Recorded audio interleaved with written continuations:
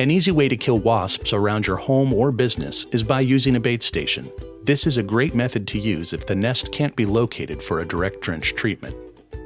We first recommend testing a few types of bait before using the stations. Recommended food baits include raw chicken pieces, raw fish, canned tuna, or cat food. Raw chicken pieces or tuna tend to work the best. Also test using a sweet bait like jelly. Whatever bait the wasps go for, this will be the bait to use in your stations. The second step is mixing the food bait you have chosen with an insecticide labeled for yellow jacket wasps. Mix 10 ounces of the food bait the wasps fed on, add 1/4 teaspoon of insecticide to the container, as only a small amount is needed for the bait to be effective. And mix well. Pop out the inner disc of the retainer ring so that there is one large hole. Then, while wearing gloves, add 2 teaspoons of the mixture per station bait cup. Make sure that the teaspoon and mixing container you use is dedicated for the use of this product only and will not be used for cooking or food consumption.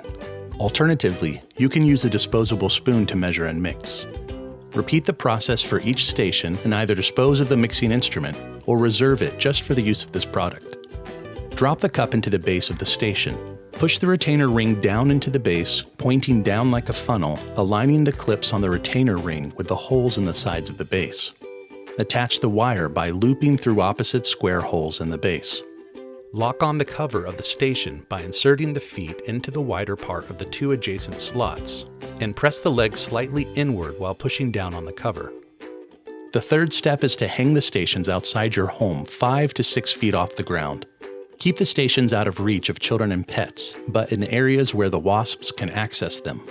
We recommend spacing the stations out every 50 feet. A good place to hang the stations are on tree limbs. Try to cover as much of your property as possible with the stations. The fourth and final step is to check the bait stations every few days until the yellow jacket population is under control. Refill the bait as needed if it has been consumed or the food bait has spoiled. If you have a large property, additional bait stations may be needed. And it's that easy with the expert help from DoMyOwn.com. Subscribe to our channel for more DIY and product videos.